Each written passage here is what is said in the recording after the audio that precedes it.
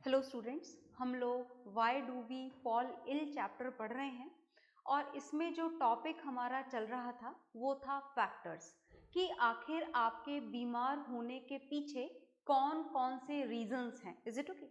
और उन फैक्टर्स को फाइनली हमने टू कैटेगरीज में डिवाइड कर दिया था।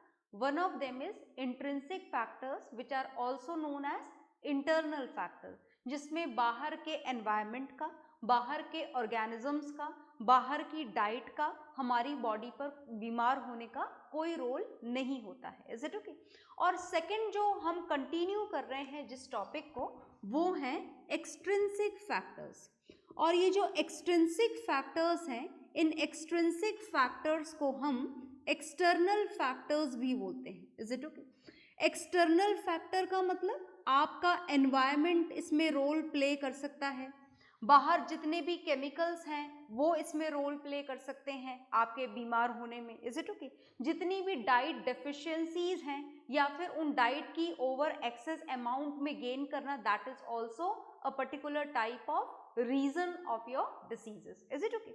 तो हम उन्हीं एक्सट्रिंसिक फैक्टर्स को पढ़ रहे थे और उनमें से डाइट का क्या रोल है आपकी बॉडी के अंदर बीमार होने में, कौन से विटामिन की डेफिशिएंसी से कौन सी डिसीज होती है, इसका थोड़ा सा इंट्रोडक्शन जितना हमको जानना था हम जान चुके हैं। अब आज की क्लास में हम क्या पढ़ेंगे? कुछ और एक्सटर्नल फैक्टर्स पढ़ेंगे। और ये जो कुछ और एक्सटर्नल फैक्टर्स हम पढ़ने जा रहे हैं, दिस इज, हम सेकंड एक्सटर्नल फैक्टर पढ़ने जा रहे हैं। और ये जो सेकंड एक्सटर्नल फैक्टर है वो देखिएगा, सुनिएगा ध्यान से। This second external factor is environmental pollution। जो environment pollutants होते हैं, ओके, वो environment pollutant भी किसकी तरह एक्ट करते हैं? एक डिसीज कॉजिंग रीजन की तरह एक्ट करते हैं। जैसे मान लीजिए कि एनवायरमेंट में कोई हार्मफुल गैसेस हैं, हार्मफुल गैसेस होती है ना आपके एनवायरमेंट में। मान लीजिए कि कोई इंडस्ट्री में ही काम करता है, कोई किसी पर्टिकुलर पावर प्लांट में ही काम करता है, तो a lot of harmful gases are there. कुछ बीमारियां लोगों को बहुत ज्यादा अमाउंट में जो नॉइज होता है एक जरूरत से ज्यादा, इज इट ओके, उस नॉइज से भी अलग अलग टाइप की बीमारियां हुआ करती हैं।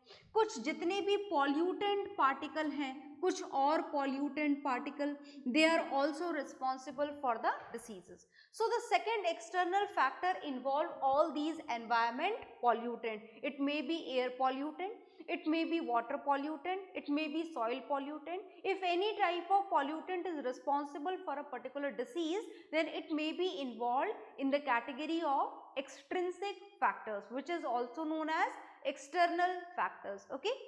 तो अब हम जो देखने जा रहे हैं, दिस इज सी। ये जो सी है वो क्या है, सुनिएगा। The C involves the injuries.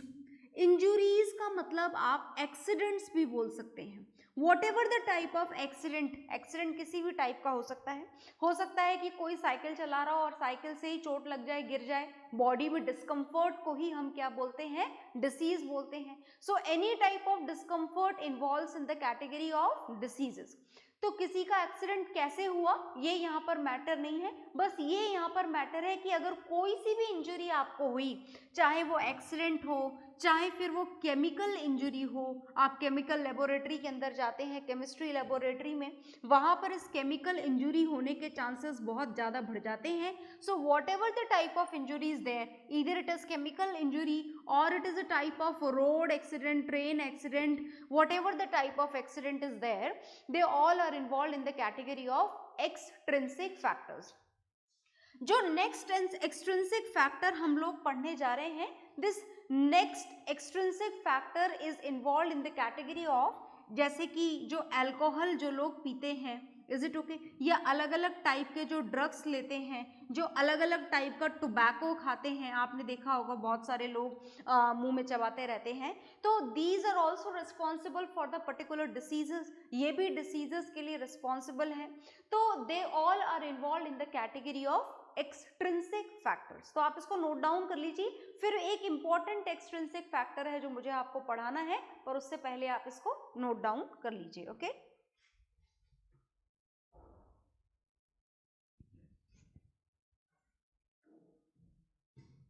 हाँ जी, तो ये आपने नोट डाउन कर लिया होगा।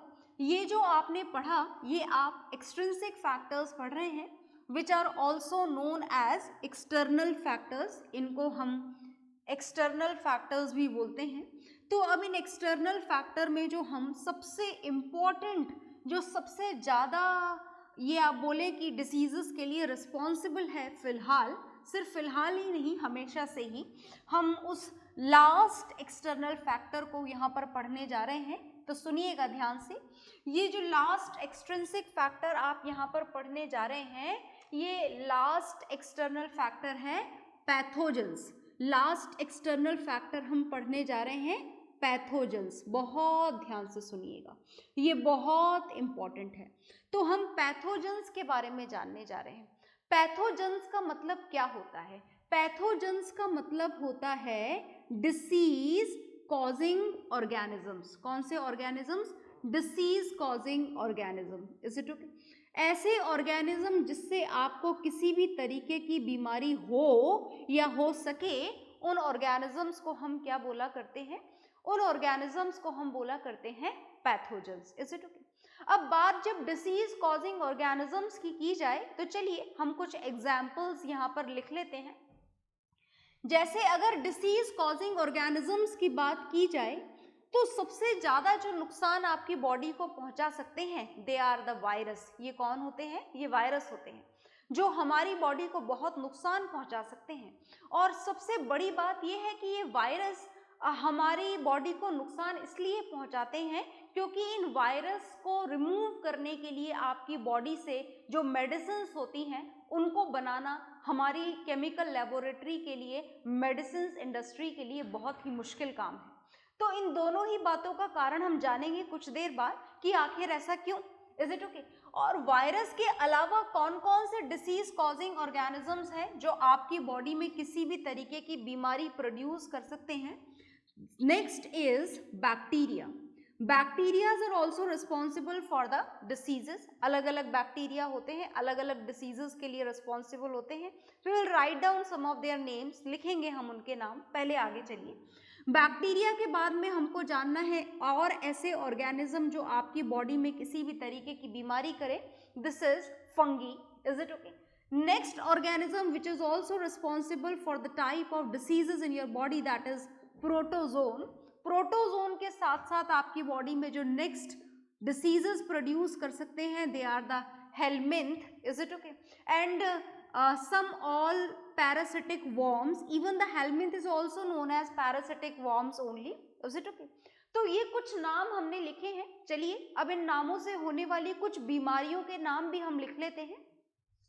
बात अगर वायरस की जाए तो ये जो वायरस है, इस वायरस की मैंने आपको बताई थी बात कि ये आपकी बॉडी को नुकसान थोड़ा ज़्यादा पहुंचा सकता है। तो ये वायरस आपकी बॉडी को नुकसान ज़्यादा क्यों पहुंचा सकता है? कारण क्या है? क्योंकि ये जो वायरस है ये क्या करता है, जैसे मानो कि आपकी बॉडी में कोई वायरल इन्फेक्शन हुआ या किसी भी टाइप की ऐसी बीमारी हुई जिसका कारण एक वायरस है, तो ये वायरस आपकी बॉडी की सेल के अंदर रहता है। आपकी बॉडी की सेल के अंदर रहने के कारण ये आपकी बॉडी को नुकसान थोड़ा ज्यादा पहुंचा देता है। ये आपकी बॉडी में रह करके, आपकी बॉडी सेल के अंदर रह करके अपने लाइफ प्रोसेसेस को कंप्लीट कर रहा होता है। कौन कंप्लीट कर रहा होता है?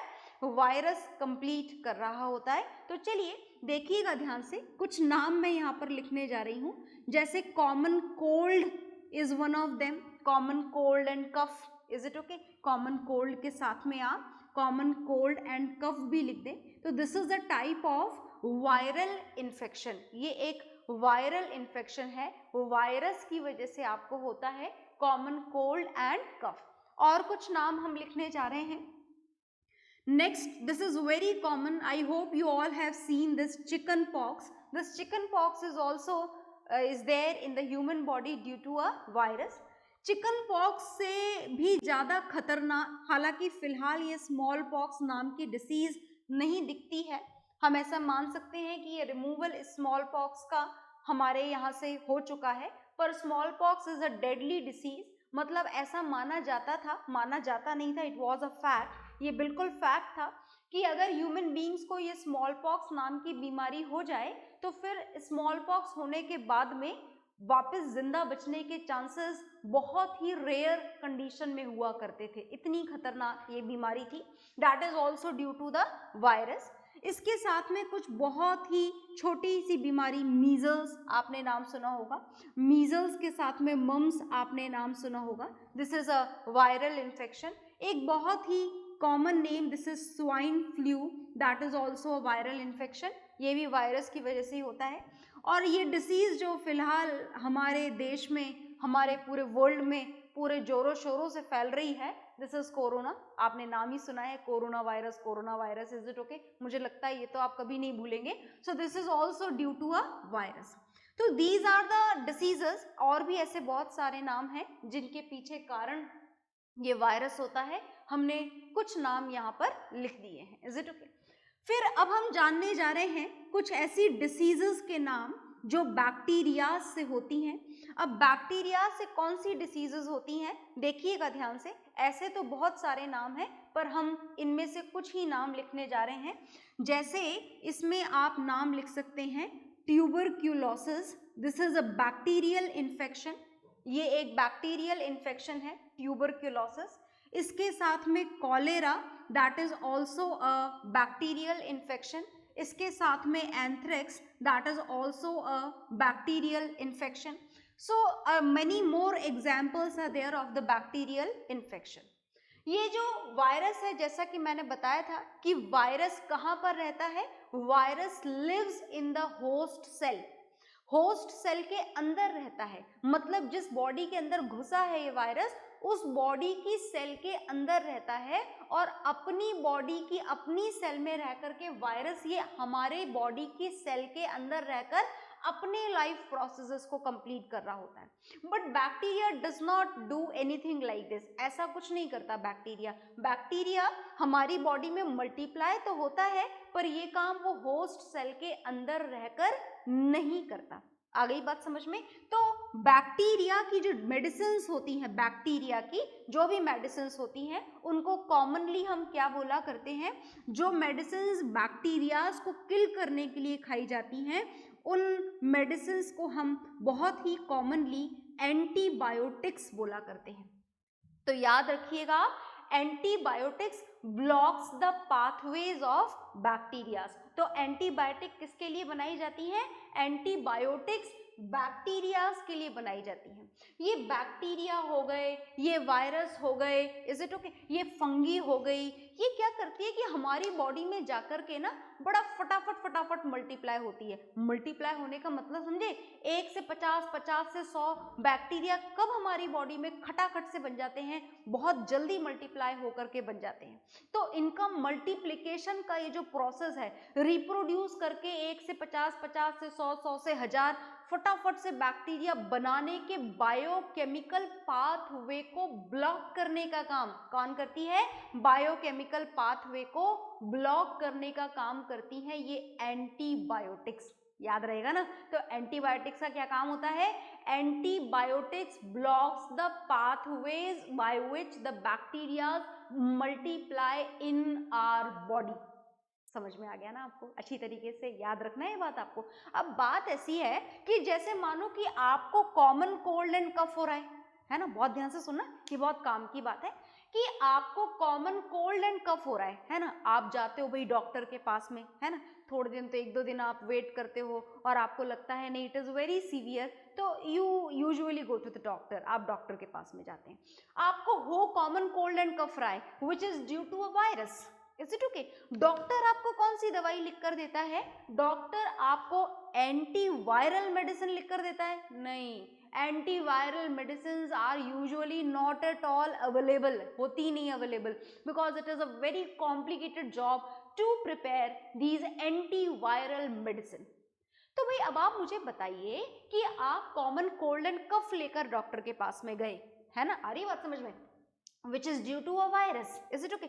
डॉक्टर ने आपको बैक्टीरिया को मारने की दवाई दे दी, एंटीबायोटिक्स दे दी, तो क्या एंटीबायोटिक का आपकी बॉडी पर कोई असर होगा? तो देखो बात ऐसी है कि आपको हुआ है कॉमन कोल्ड एंड कफ, बहुत ध्यान से सुनना, common cold and cough virus से हुआ है। वायरस को बनाना, वायरस की दवाई बनाना, this is not a simple job, इतना आसान नहीं होता है एंटीवायरल मेडिसिन बनाना, क्योंकि वायरस हमारी बॉडी की सेल में घुस चुके हैं। तो अगर वायरस को मारना होगा तो बॉडी की सेल्स को डैमेज करना होगा। So this is very difficult job. So these are not at all available in the market. तो डॉक्टर ने क्या करा, सेफ साइड में रहने के लिए आपको एंटीबायोटिक दे दी, ताकि इन केस अगर आपको इस वायरल इन्फेक्शन के साथ में, इन केस अगर आपको वायरस के साथ में कोई बैक्टीरियल इन्फेक्शन भी हुआ हो अगर, तो उस कंडीशन में इस एंटीबायोटिक को खा करके आपका, अगर कोई आपको इस वायरस के साथ में अगर कोई बैक्टीरियल इन्फेक्शन है तो वो ठीक हो जाएगा, पर इस दवाई का आपके कॉमन कोल्ड एंड कफ पर कोई फर्क नहीं पड़ेगा। Is it okay? इस दवाई से आपका कॉमन कोल्ड एंड कफ कभी ठीक नहीं होगा, क्योंकि हो सकता ही नहीं है।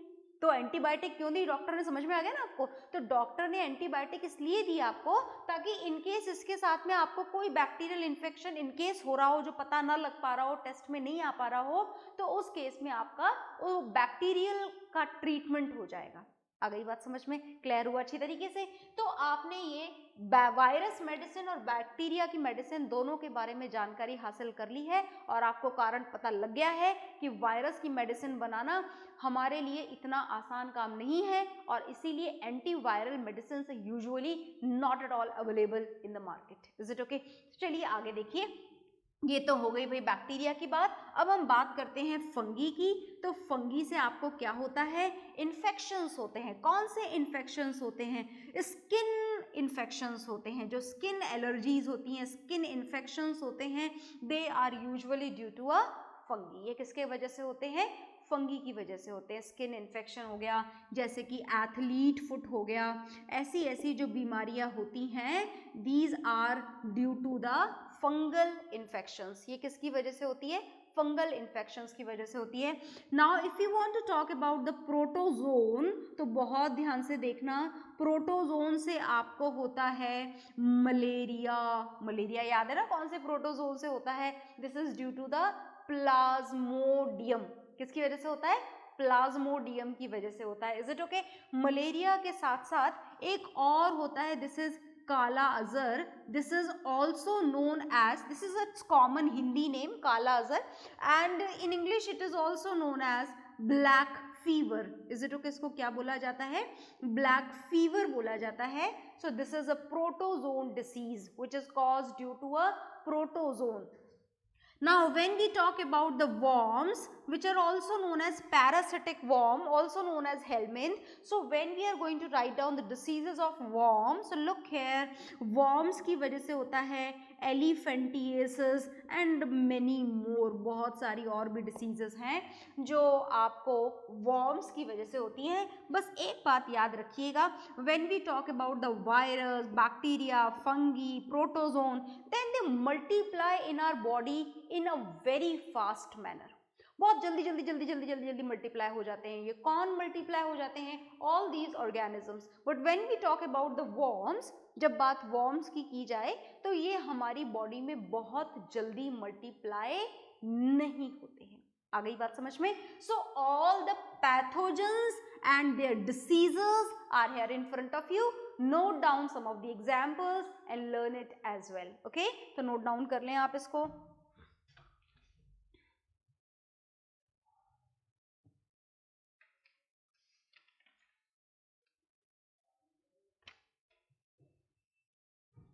हाँ जी, तो आई होप आपने नोट डाउन कर लिया होगा। और नोट डाउन करने के बाद में अब हम पढ़ेंगे एक्सट्रिंसिक फैक्टर्स। हमारे कंप्लीट हो गए हैं जितने भी एक्सट्रिंसिक फैक्टर्स थे, मोस्टली हमने यहाँ पर सारे एक्सट्रिंसिक फैक्टर्स लिख लिए हैं। अब ये एक्सट्रिंसिक फैक्टर्स लिखने के बाद में हम यहाँ पर और क्या जानने वाले हैं? हमको ये भी पता लग गया है कि एंटीबायोटिक्स बनाना आसान काम है, एंटीवायरल मेडिसिन बनाना मुश्किल काम है। तो इतनी सारी बातों को समझने के बाद में हम आगे क्या पढ़ने जा रहे हैं, देखिएगा ध्यान से।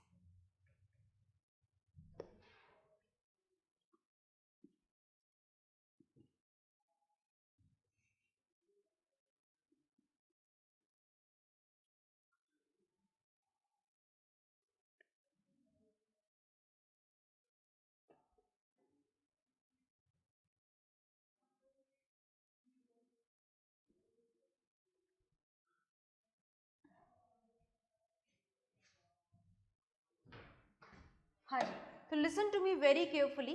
The next topic is again we are going to classify the diseases, all the diseases, जितनी भी डिसीजेज हैं, एक्सट्रिंसिक फैक्टर से हो, इंट्रिंसिक फैक्टर से हो, पैथोजन से हो, डाइट की डेफिशिएंसी से हो, whatever the reason is, now all these diseases can be classified. हम वैसे तो diseases को बहुत बार classify कर चुके हैं into infectious and non-infectious, into congenital and acquired diseases and many more, but this is the classification which we have not done earlier, जिसको हमने पहले नहीं किया है.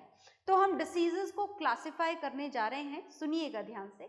On this basis, diseases can be classified into two categories. Spelling गलत हो गई है जी, सही लिख देते हैं. Look here very carefully. These diseases are classified into two categories.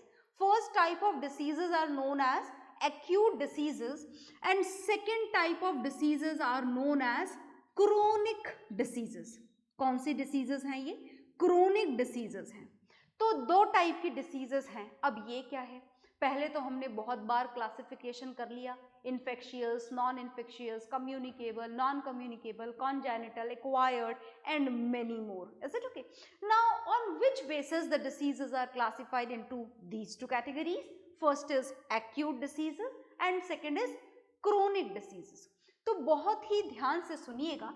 Acute जो डिसीजेस होती हैं, एक्यूट डिसीजेस का मतलब होता है, आप सीधे सीधे शब्दों में अगर बोलें तो एक्यूट डिसीजेस का मतलब होता है minor diseases. Is it okay? जो डिसीजेस कम होती हैं, थोड़ी आपको परेशान कम करती हैं, थोड़े कम समय के लिए होती हैं, उनको बोला जाता है एक्यूट डिसीजेस. जो डिसीजेस आपकी बॉडी में लंबे समय के लिए होती हैं, आपकी बॉडी पर ज़्यादा एडवर्स इफेक्ट डालती हैं, आपकी बॉडी को बहुत ज़्यादा वीक बना देती हैं, those diseases are known as chronic diseases.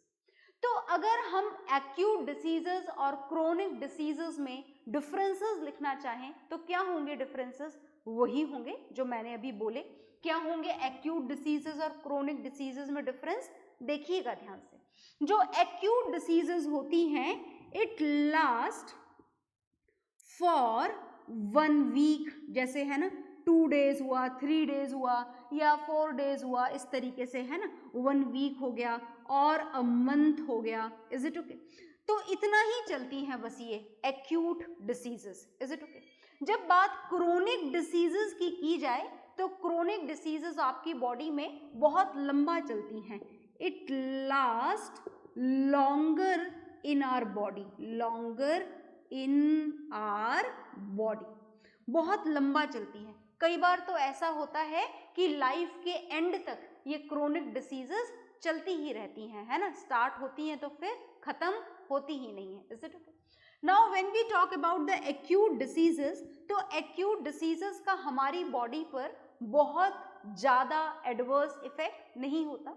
मतलब ऐसा नहीं होता कि एक्यूट डिसीजेस होने के बाद में हमारे सारे हेयर फॉल हो जाए. Is it okay? कोई ह्यूमन बीइंग, कोई इंडिविजुअल के सर पे बाल ही ना बचे, या फिर बॉडी वेट में बहुत ज़्यादा लॉस हो जाए या बहुत ज़्यादा गेन हो जाए. ऐसे सारे जो एडवर्स इफेक्ट हैं वो एक्यूट डिसीजेस में नहीं होते हैं. Is it okay? तो हम यहाँ पर लिख सकते हैं that less adverse effect are there on our body. कम एडवर्स इफेक्ट होते हैं इसके हमारी बॉडी पर. Okay?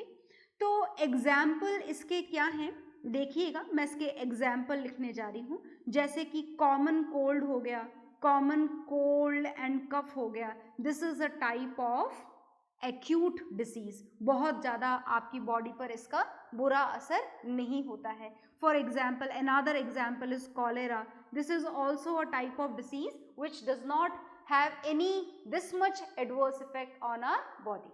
Now when we want to know about the chronic diseases, तो chronic diseases के हमारी बॉडी पर बहुत ज़्यादा एडवर्स इफेक्ट होते हैं. Is it okay? तो आप यहाँ पर लिख सकते हैं दैट मोर एंड बहुत ही ज़्यादा इसके एडवर्स इफेक्ट हमारी बॉडी पर होते हैं. अब अगर आप एडवर्स इफेक्ट की बात करें तो उसमें क्या क्या आ जाना चाहिए?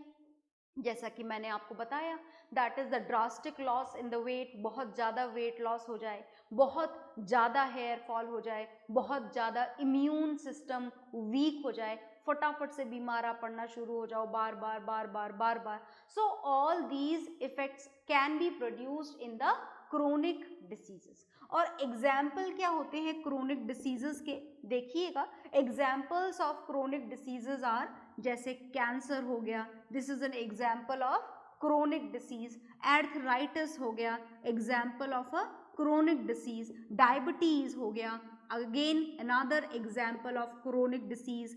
एड्स हो गया, that is also N example of chronic disease. So these are the differences between acute and chronic diseases. You note it down in your copies.